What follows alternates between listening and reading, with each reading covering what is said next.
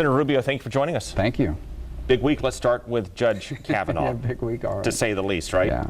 The Senate has already lowered the threshold down to a simple majority, not once now, but twice, probably forevermore. Given the scope of this particular decision and Democrats' concerns, they're getting these dumps of documents, thousands of pages at a time, why not just extend the hearings to make sure they have time to vet and get it right? Because the documents, it's really, if it was a sincere desire to review documents, that would be one thing, but what they're asking for is an impossibility. The second is, this is not someone that just came out of left field. This is a sitting circuit court judge with 12 years worth of opinions. All that writing is public. But beyond that, the behavior this week at that committee, I think, is shameful. It really is. The constant interruptions, the preening and posing and acting from colleagues of mine who are trying to get famous and well known. It does a real disservice to the process and to the Senate as an institution. But you know, we'll see how it plays out. At the same time, you have this anonymous senior Trump official wrote that op-ed to the New York Times. Right.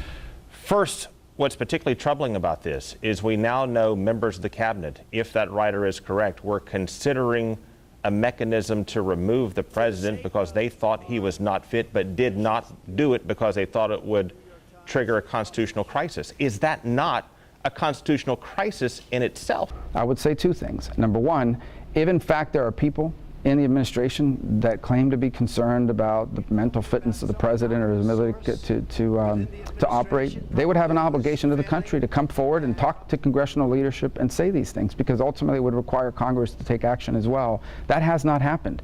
I have never, and I interact with the White House often and consistently, I have never had a single person in that administration come to me and say, I've had them tell me they disagree with the president on some policy topic, but I've never had a single one of them say, I believe that he is incapable of governing or being president.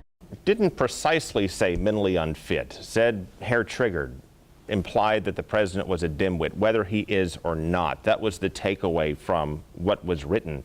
Would that in itself conceivably be grounds for Congress removing a president? No, because I think the argument they're getting to there, the words you've just used, is frankly this president does not speak like or comport himself the way any of our previous presidents have. But you know what? The American people knew that when they elected him. He behaved that way on the campaign trail, and they chose it. And they chose it partially because they are frustrated that they have voted for sort of, you know, traditional politicians over and over again over an extended period of time who say, well, we're going to do all these things. And then those things never happen. Some of the things he gets criticized for the most are things he said he would do if he got elected. And so people voted for that, and you have to respect it whether you agree with it or not. The writer also noted that, in his or her opinion, the president fundamentally does not believe or understand how the system works. The president's response, likening that letter to treason, criticism of the president, and two, demanding the New York Times hand over this person's identity, does that in itself not validate the fact that he does not understand parts of how the system works? I wouldn't use the word treason, but I don't think, I think it's deeply concerning that a member of the administration at a level that we don't know is actively talking about undermining the agenda of the president, of the duly elected president of the United States of America, whether you agree with him or not.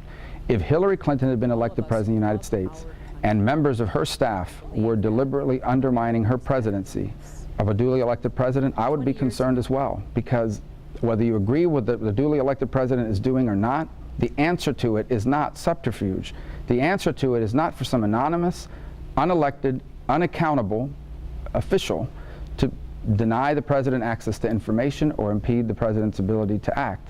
That is a very dangerous precedent for us to be celebrating. It is not the way our system is supposed to work, and if we accept it as something that is okay in a situation like this, we are really beginning to tinker at the edges of threatening our republic and our system of government.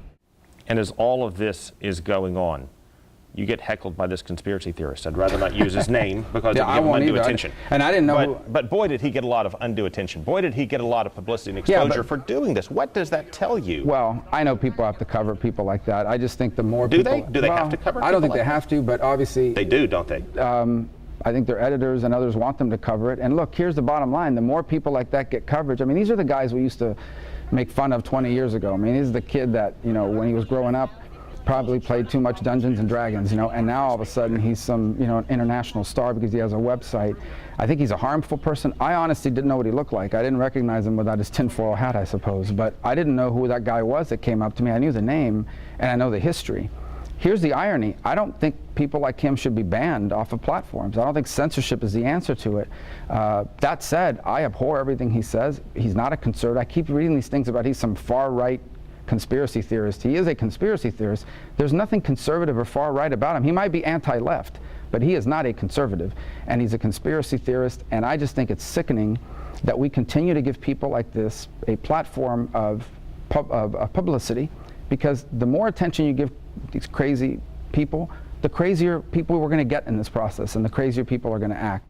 When you were a state leader, the state maintained a commitment to environmental regulations, growth management, environmental funding that it no longer does to the same extent. Has that contributed to the toxic algae? It might, and it's unfortunate if it has. Red tide, of course, occurs in nature. It has for a long time. Do you think the nutrient pollution from the Caloosahatchee River and beyond is making it worse? Well, all the scientists tell us that it most certainly is a part of it, or it's certainly something that needs to be considered. And so I think that most certainly, no matter what, we got to deal with the nutrient issue. But if it's contributing to red tide, that's an added incentive to do so. Senator Rubio, thank you for joining us. Thank you.